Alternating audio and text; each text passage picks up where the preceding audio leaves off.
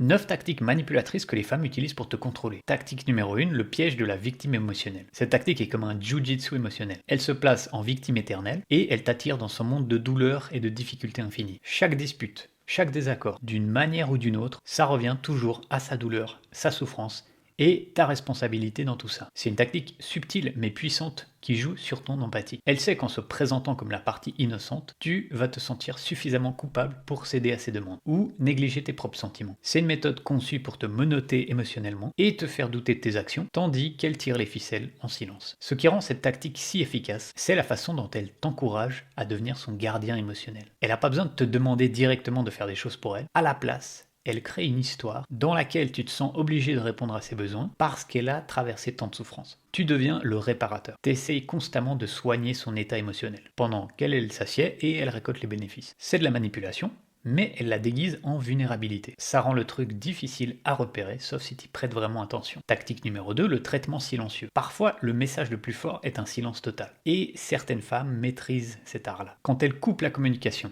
qu'elle devient silencieuse pendant des heures, voire des jours, c'est pas un accident. Elle sait exactement ce qu'elle fait. Toi, t'es laissé dans l'incertitude, repensant à chaque mot que t'as dit, et te demandant ce qui a pu mal tourner. Le silence est assourdissant. Et ça te pousse à initier les pourparlers de paix. Cette tactique, elle est conçue pour perturber ton besoin de clarté et de stabilité dans les relations. Au lieu de discuter du problème, elle te laisse mijoter dans tes propres pensées excessives tout en attendant que tu craques. Plus tu essayes de comprendre, plus tu tombes dans son piège psychologique. Chaque minute de silence resserre l'étau et déplace l'équilibre en sa faveur. Quand tu finis par céder et à chercher à arranger les choses, même si c'est elle qui a causé le problème au départ, elle a gagné. Le traitement silencieux, c'est comme le coup ultime aux échecs. Elle te fait ressentir que c'est toi qui dois réparer les choses et ce faisant, elle garde le contrôle total. Numéro 3, la technique du gaslighting. C'est le tour de passe-passe de Jedi de manipulation dans les relations. Le gaslighting, ça consiste à te faire douter de ta propre réalité jusqu'à ce que tu sois plus sûr de rien. Avec des mots subtils et une maîtrise des j'ai jamais dit ça, elle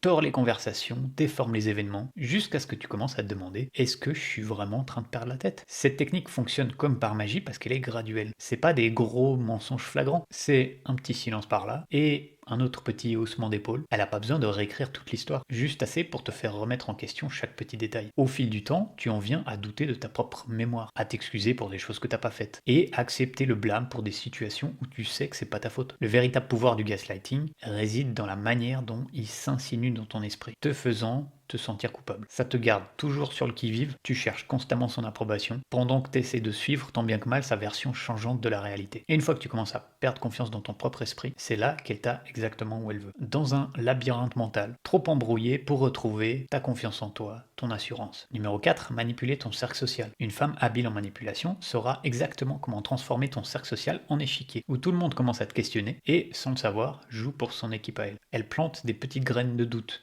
chez tes amis, chez ta famille ou tes collègues, avec un doux sourire et un ton de « je suis inquiète pour lui ». Son but, te faire croire qu'elle est la seule à vraiment te comprendre. Elle te rapproche d'elle tout en t'éloignant de ceux qui te soutiendraient en temps normal. Ça commence par des petites remarques par-ci par-là. T'as remarqué qu'il est un peu distant ces temps-ci? Je suis un peu préoccupé par les décisions qu'il prend en ce moment. Un commentaire à ton meilleur ami, à ta mère. Et bientôt, tes proches commencent à se demander si c'est toi le problème. C'est comme être la star involontaire d'une série de télé-réalité où chacun a reçu un script différent. Et toi, t'es le seul à être dans le noir. Ce qui rend cette tactique si efficace, c'est qu'elle est invisible jusqu'à ce qu'elle se voit partout. Un jour, tu te retrouves au milieu d'un dîner de famille ou une soirée entre amis, pris au dépourvu quand il commence à remettre tes choix de vie en question. Et t'as plus qu'à te rapprocher d'elle pendant qu'elle se construit comme ta seule source d'approbation, de compréhension. C'est pas juste de la manipulation, c'est du sabotage social, enveloppé dans de l'inquiétude. Et ça te laisse embrouillé et dépendant avant même que tu te rends compte de ce qui se passe. Numéro 5, le jeu de la demoiselle en détresse. Alors oublie les contes de fées, il s'agit pas de se faire secourir, il s'agit de contrôle. Le jeu de la demoiselle en détresse, c'est une tactique intelligente que certaines femmes utilisent pour toucher directement tes instincts protecteurs. En se présentant comme vulnérable, fragile ou ayant désespérément besoin de ton aide, elle cherche pas vraiment un sauveur, elle cherche un investisseur. Et chaque fois que tu interviens pour sauver la situation, tu mets en jeu du capital émotionnel sans même t'en rendre compte. C'est classique, elle mentionne un problème que seul toi peux résoudre, un manque d'argent, une dispute avec son propriétaire, des collègues qui sont méchants. Toi tu fonces, tu te sens comme un héros et tu te retrouves sans le savoir de plus en plus investi émotionnellement avec elle. Et devine quoi, chaque mission de sauvetage te lie un peu plus à son monde. Désormais ton bonheur est lié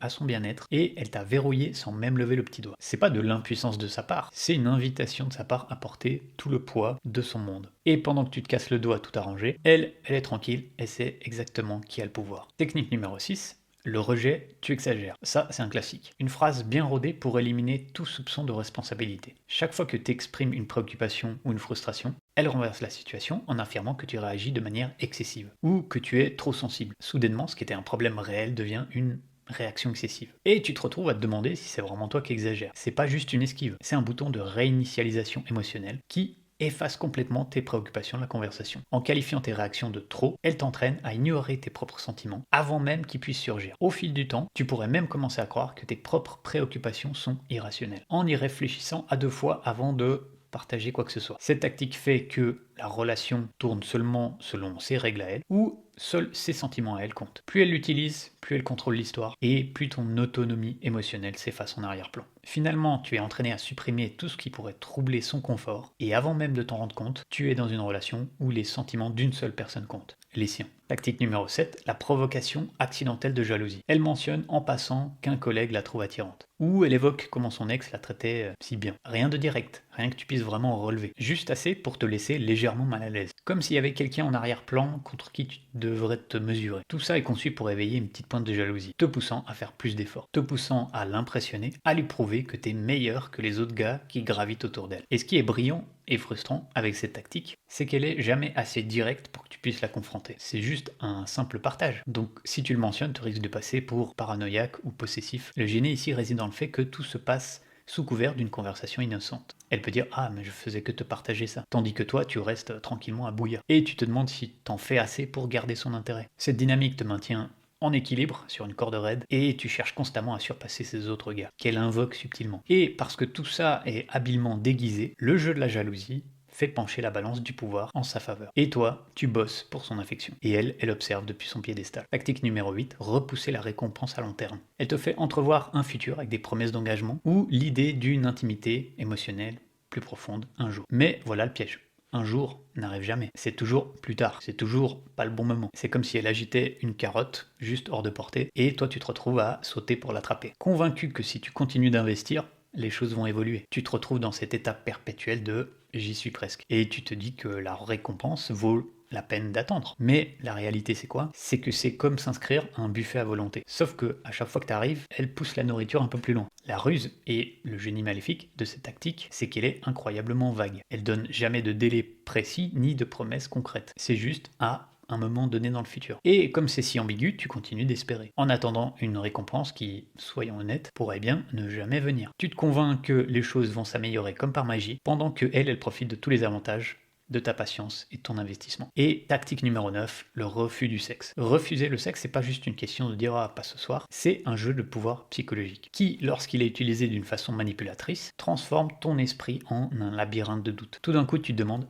est-ce que j'ai fait quelque chose de mal? Est-ce que je suis pas assez désirable? Même s'il n'y a rien à réparer, tu cherches des réponses inexistantes. Et elle tire les ficelles pendant que toi tu te perds là-dedans. C'est pas juste un refus physique, c'est une manière de modeler toute la dynamique de la relation en sa faveur. Elle contrôle quand et si l'intimité aura lieu, et elle crée un équilibre où c'est toi qui essayes constamment de ramener les choses à la normale. Tu fais plus d'efforts pour obtenir son approbation, t'espères que ça te mènera à une récompense, sans te rendre compte que c'est elle qui fixe les règles du jeu. Au fil du temps, cette tactique de pouvoir silencieuse redéfinit toute la relation. C'est plus une connexion mutuelle, ça devient une poursuite à sens unique. Et le message est clair, c'est elle qui tient le volant. Et si tu veux suivre, tu dois jouer selon ses règles. Alors ne te fais plus avoir, si c'est toi qui veux mener la barque, si c'est toi qui veux être au contrôle, avec les femmes, clique le lien sur mon profil et regarde la vidéo explicative.